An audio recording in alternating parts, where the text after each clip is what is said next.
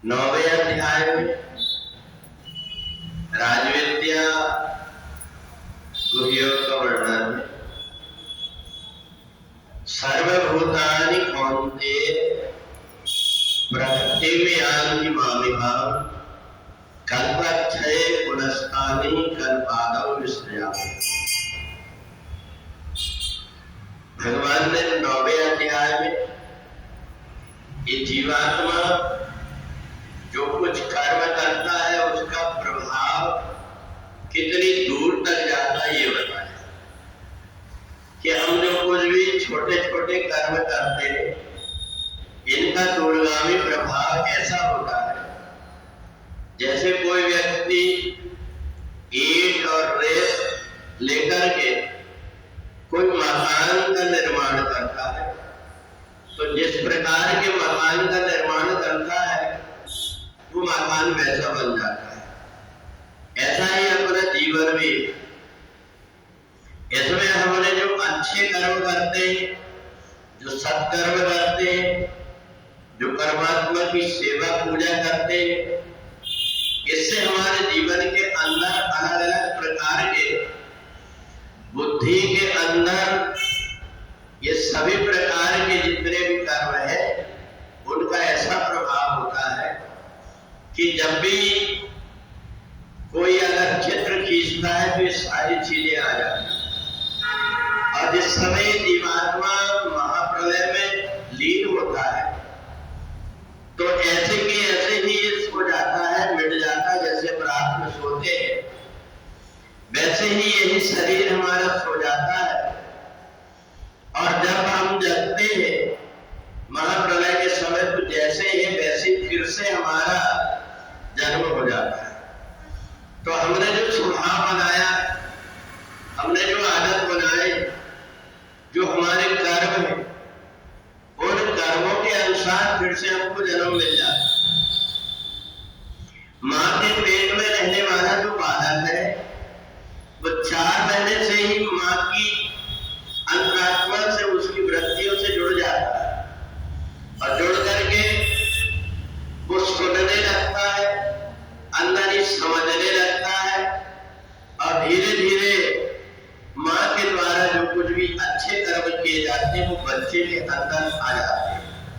तो इसलिए ये जो जीवात्मा जैसे माँ के पेट में रहता है ऐसा ही महाप्रलय के समय संपूर्ण जीवात्मा परमात्मा के गर्भ में जाके समा जाते हैं और उसका जैसा स्वभाव बना हुआ है, जैसा कर्म बना हुआ है, उसके अनुरूप वो जन्म लेकर के फिर से वैसे ही कर्म करने लगता है। इसलिए 4थे महीने से जब बालक गर्भ में आ जाता है तो माँ अगर उससे धीरे धीरे बात करती है, अगर उसको दया का भाव सिखाती है, अगर उसको परमात्मा के विषय में कुछ बताती है तो जीवात्मा सबको सुन करके जन्म लेने के बाद में वैसा ही करने लगता है।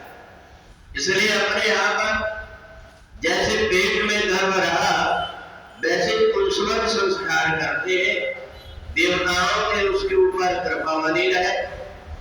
जब उसका पुंसवन संस्कार करते हैं माँ अपने बेटे से बात करती है, पेट में हाथ रख करके, बेटा तेरे को जन्म लेकर के संसार में परोपकार के कार्य करना है, दया की भावना रखना है। और फिर उस माँ को मीठा खिलाते हैं पुंसवन संस्कार में और मीठा खिला करके कहते हैं कि तेरी माँ चाहती है कि तू हमेशा सबसे मीठी वाणी बोलना, अच्छे कर्म करना। ये जो भगवान कहते हैं ये व्यक्ति गर्भ से ही सीख करके आता है और इसलिए हमारे जो संस्कार होते हैं कुछ व्यक्ति जन्म से ही अच्छे रास्ता में चलने लगते हैं, कुछ व्यक्ति बुरी रास्ता पकड़ लेते हैं क्योंकि उनको संस्कार वैसे मिले हुए। रास्ता तो यही है, जिस रास्ता से हम चलते हैं उस रास्ते में वहां मंदिर तक पहुंच जाते हैं। इसलिए उत्तर की तरफ हम चलेंगे तो उत्तर दिशा की तरफ बढ़ेंगे, दक्षिण दिशा की तरफ चलेंगे तो दक्षिण की तरफ बढ़ेंगे। तो इसलिए जीवन में जो व्यक्ति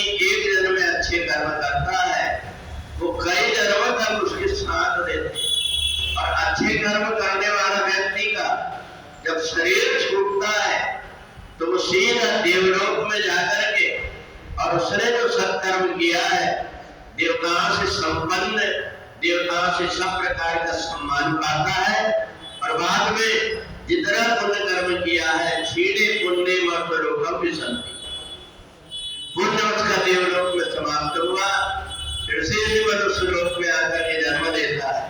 और इसलिए हम मनुष्य शरीर धारण करके अच्छे कर्म करते हैं कि जब भी हमारा जन्म हो, अच्छे परिवार में जन्म हो, अच्छे संस्कार हमको मिले, हम अच्छे प्रकार के कर्म करें। इसलिए भगवान ने कहा अभी से ही तुमको प्रयत्न करना पड़ेगा, अभी से तुम जैसे बन जाओगे वैसे ही बाद में भी बने रहोगे। बोलो वृंदावन बिहारी लाल की जय।